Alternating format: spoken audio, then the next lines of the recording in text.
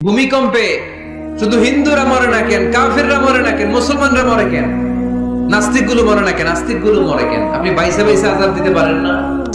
মুসা আলাইহিস সালাম আল্লাহর প্রশ্ন করলেন, আল্লাহ আপনি যখন আযাব দেন, গজব দেন, ওই এলাকার সবার উপরে দেন কেন? আযাব আর গজব তো নাফরমানদেরকে দিবেন। আল্লাহ বললেন, আমি উত্তর দিব না, কিছুক্ষণ পরে নিজেই উত্তর পেয়ে যাবে। আপনার বোনের বয়সের একটা মেয়েকে কিছু বখাটে ছেলেরা ইফটিজিং করে আপনি দেখে না দেখার ভান করে চলে আসেন, এরকম আছে না নাই? দাঁড়িয়ে যান, থামায় দেন। আপনি ছেলেরা বেয়াদবি করলে থামায় দেন, রাস্তায় উল্টা পাল্টা করলে থামায় দেন, অন্যায় দেখলে রুখে দাঁড়ান, তাহলে এই সমাজটা সোজা হয়ে যাবে, ঠিক কি না? তা না হলে আযাব আর গজব যখন আসবে শুধু ওদের উপর আসবে না, আমাদের উপর আসবে, ঠিক কি না? বন্যা যখন আসে বাংলায় শুধু হিন্দু ভাইরা ডুবে ডুবে মরে, শুধু নাস্তিকেরা মরে, খ্রিস্টানেরা মরে, বেনামাজি মরে, নাকি লগে নামাজিও মরে? নামাজি মরে না? আপনি লঞ্চের 2 তলায় থাকেন, লঞ্চের কয় তলায়? নিচতলার এক লোক হাতুড়ি নিয়ে লঞ্চের তলা ফুটা করতে আরম্ভ করছে। আপনি ভাবলেন আমার কি, আমি থাকি 2 তলায়, ও ফুটা করলে ও মরবে। ও মরবে? ও মরবে। এই লঞ্চের ভরাডুবি থেকে আপনিও বাঁচতে পারবেন না, চিল্লায় বলেন ঠিক কি না?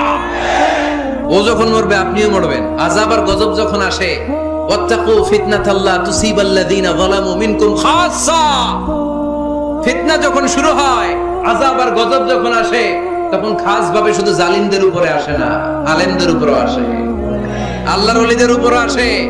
তুমি দরগার মধ্যে বসে বসে জিকির করো, সমাজটারে ঠান্ডা করলা না কেন? তুমি তাসবিহ হাতে নিয়ে বসে আছো, সমাজের মধ্যে ক্যাসিনো ব্যবসা চলে কেমন করে? সমাজটারে তুমি চেঞ্জ করলা না কেন? তোরে বসে বসে জিকির করতে কইছে কে? তোরে তাসবিহ নিয়ে খেয়ে খেয়ে পেটটারে বড় করতে বলেছে কে? তুমি একা জান্নাতে যাবা, আযাব আর গজব তোমারও ছাড়বে না, চিল্লায় বলেন ঠিক কি না? ডেঙ্গু যে হয়েছিল বাংলাদেশে কিছুদিন আগে, শুধু হিন্দুরা মরছিল, সব নাস্তিকগুলা মরে গেছিল, মুসলমানও মরছে, ঠিক কি না? মুসা আলাইহিস সালাম আল্লাহর প্রশ্ন করলেন, আল্লাহ আপনি যখন আযাব দেন, গজব দেন, ওই এলাকার সবার উপরে দেন কেন? আযাব আর গজব তো নাফরমানদেরকে দিবেন, ওই এলাকার ভালো লোকদেরকেও দেন কেন? ভূমিকম্পে শুধু হিন্দুরা মরে না কেন, কাফেররা মরে না কেন, মুসলমানরা মরে কেন, নাস্তিকগুলো মরে না কেন, আস্তিকগুলো মরে কেন? আপনি বাইসা বাইসা আযাব দিতে পারেন না? আল্লাহ বললেন, আমি উত্তর দিব না, কিছুক্ষণ পরে নিজেই উত্তর পেয়ে যাব। মুসা আলাইহিস সালাম হাঁটতে হাঁটতে হঠাৎ ক্লান্ত হয়ে পড়লেন, একটা গাছের নিচে তিনি শুয়ে পড়লেন। হঠাৎ করে ঘুম চলে আসলো। ওই গাছের পাশে ছিল বিষ পিঁপড়ার বাসা। বিষ পিঁপড়া চিনেন? কামড় দিলে খুব আরাম লাগে, তাই না? কেমন লাগে? ব্যথা লাগে? খুব ব্যথা লাগে না? 3-4টা বিষ পিঁপড়া এই বিষ পিঁপড়ার বাসা থেকে এসে সাইয়েদনা মুসা আলাইহিস সালামের পায়ের মধ্যে কামড়াতে আরম্ভ করলো। মুসা আলাইহিস সালামের মেজাজ তো খুব নরম ছিল, তাই না? খুব গরম মেজাজের নবী ছিলেন, রেগে যেতেন, খুব সাহসী ছিলেন। এই 2টা ক্যারেক্টার খুবই সাহসী, এক হচ্ছে মুসা আলাইহিস সালাম, আর এক হচ্ছে সাইয়েদনা ওমর ফারুক, ঠিক কি না? ওনাদের কথার চাইতে হাত চলতো আগে। এরকমও দরকার আছে না নাই? মায়ের উপরে ওষুধ নাই, মায়ের ভিতরে ভিটামিন আছে, ঠিক কি না? মাঝে মাঝে এই ভিটামিনের দরকার আছে না নাই? শুয়ে রইলেন মুসা আলাইহিস সালাম, 3-4টা বিষ পিঁপড়া এসে পায়ে কামড়ানো শুরু করলো। পিঁপড়ার কামড় খেয়ে মুসা আলাইহিস সালাম জেগে গেলেন, রেগে মেগে আগুন, খুঁজতে আরম্ভ করলেন কিসে এত ব্যথা। দেখে পিঁপড়ায় কামড়ায়। এই 3-4টারে তো মারলই, পাশে দেখে পিঁপড়ার বাসা, পুরা বাসাটারে পা দিয়ে ভেঙে চুরে ছারখার। রাব্বুল আলামিন ডেকে বললেন, মুসা পিঁপড়া কামড় দিছিল কয়টা? কয় 3টা। তাইলে পুরা পিঁপড়ার বাসা ভাঙলা কেন? কামড় দিয়েছে 3-4টা পিঁপড়া, পুরো পিঁপড়ার বাসাগুলোরে ডলে ডলে পিষে শেষ করলা কেন? আল্লাহ ডেকে বললেন, মুসা আযাব গজব যখন আমি পাঠাই, জালেমরা যেমনি মরে, আলেমরাও মরে। এজন্য আপনি আলেম হয়ে বসে থাকলে, খানকার ভিতরে বসে থাকলে গোটা বিশ্ব যদি শয়তানের রাজ্য চলে, আপনি মুক্তি পাবেন না। গোটা বিশ্বটা ঠিক করার জন্য আল্লাহ আপনারে পাঠাইছে। এত মানুষের দরকার নাই, সংস্কারবাদী একজন পারে বাংলাদেশকে সংস্কার করে দিতে, ঠিক কিনা? যুগ জামানা পাল্টে দিতে চাই না অনেকজন, এক মানুষই আনতে পারে জাতির জাগরণ। এক মানুষই বিপদকালে বাঁচায় কাফেলায়, ক্ষুদ্র ডিঙ্গি বাঁচায় জাহাজ অসীম দরিয়ায়। এজন্য একা একা মুসল্লি সাইজেন না, সমাজটারে মুসল্লি বানাইতে হবে।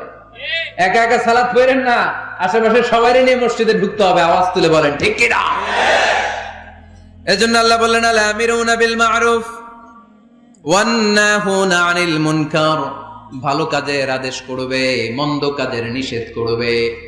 মন্দ কাজ যদি, খারাপ কাজ যদি কেউ দেখে, ক্ষমতা থাকে হাত দিয়ে থামায় দেন, ক্ষমতা না থাকলে মুখ দিয়ে এটার বিরুদ্ধে বলতে আরম্ভ করে দেন, ফেসবুকে লেখালেখি শুরু করে দেন।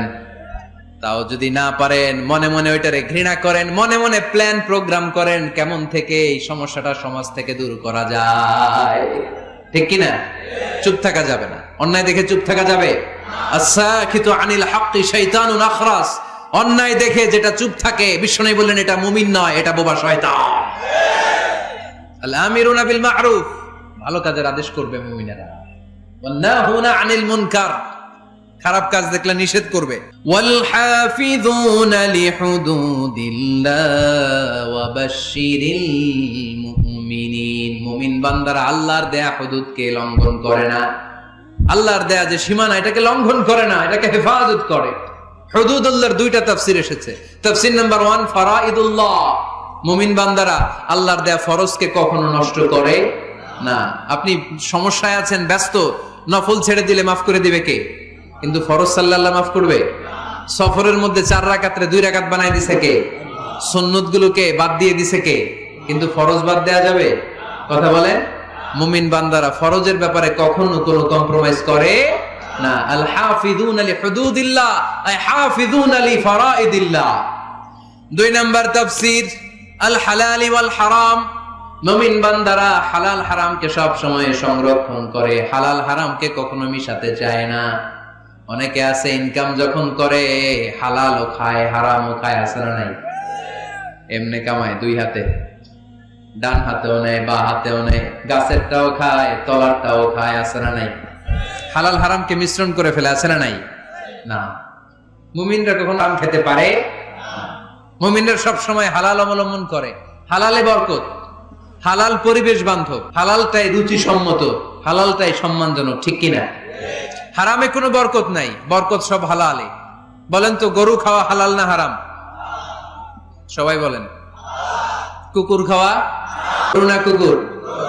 কুরবানিতে কি জবাই করেন? বিয়ের অনুষ্ঠানে, সুন্নাতে খাতনায়, সব জায়গায় গরু জবাই হয়, কুকুর জবাই হয়? হয় না। গাভী বছরে বাচ্চা দেয় কয়টা? একটা। কুকুর দেয় কয়টা?